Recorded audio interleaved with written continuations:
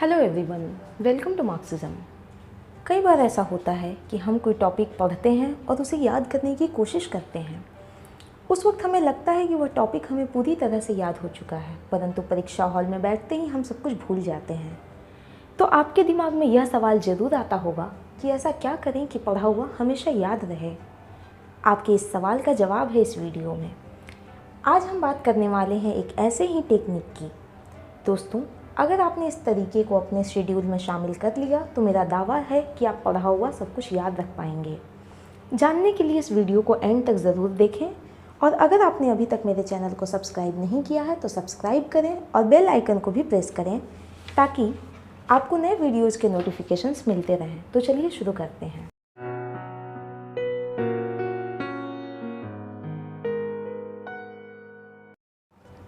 आज हम जिस टेक्निक की बात कर रहे हैं वह है स्पेस्ड रिपीटिशन टेक्निक।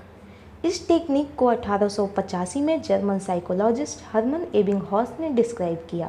वैसे तो यह टेक्निक सभी स्टूडेंट्स के लिए उपयोगी है, पर सिविल सर्विसेज और मेडिकल स्टूडेंट्स के लिए बहुत आवश्यक है क्योंकि ये ऐसे फील्ड्स हैं जहां सिलेबस अधिक है और समय कम। इन फील्ड्स में सफलता के लिए आपको बहुत सारी जानकारियाँ याद रखनी होती हैं। ऐसे में स्पेस्ड रिपीटिशन को फॉलो करके आप किसी भी जानकारी को लंबे समय तक याद रख सकते हैं। दोस्तों, हर कोई आपको यह तो बताता है कि चीज़ों को याद रखने के लिए रिवाइज करना कितना ज़रूरी है, पर कोई आपको यह नहीं बताता कि उस रिवीजन का शेड्यूल क्या हो और कब हो। इस टेक्निक में आपको किसी भी टॉपिक को ठीक उस समय रिवाइज करना है जब आप उसको भूलने ही वाले हो, क्योंकि अगर आप प्रत्येक दिन पुराने पढ़े हुए को ही दोबारा रिवाइज करते रहोगे तो फिर आप कुछ नया नहीं सीख पाओगे। अब आपके दिमाग में यह सवाल आ रहा होगा कि आपको पता कैसे चले कि वह कौन सा समय है जब आप कुछ भूलने ही वाले होते हो। तो इसका जवाब है कि आज आपने जिस टॉपिक को पढ़ा अगले दिन उसको ज़रूर रिवाइज़ करें।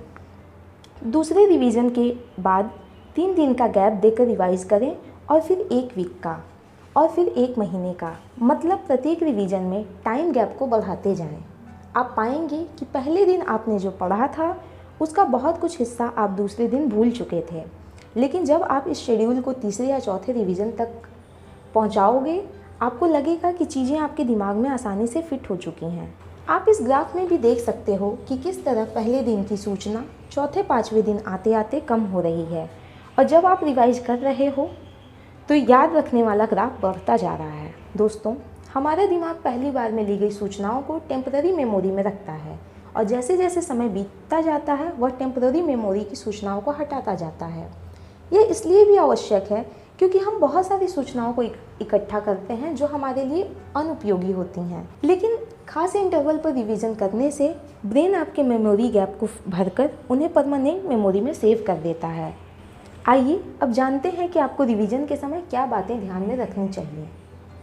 दोस्तों, पहली बात आपको ये ध्यान में रखनी है कि जब भी आप रिवाइज कर रहे होते हैं तब उन शब्दों या वर्ड्स को अंडरलाइन या हाईलाइट करें जिसे याद करने में आपको दिक्कत आ रही है और उस पर अगले रिवीजन में ज़्यादा फोकस करें। दूसरी बात जो आपको याद रखनी है कि रिवीजन शेड्यूल को हर हाल में पूरा करें, भले ही आप कुछ नया ना पढ़ पाएँ।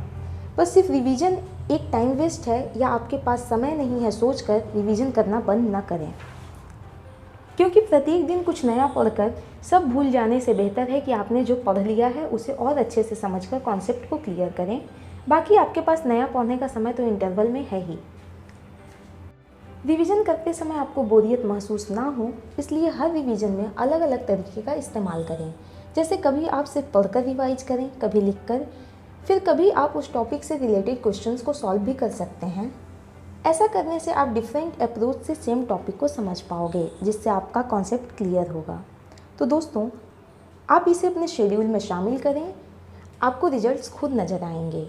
आपको यह वीडियो कैसा लगा मुझे कमेंट में बताएं और आपकी कोई क्वेरी हो तो वह भी पूछ सकते हैं।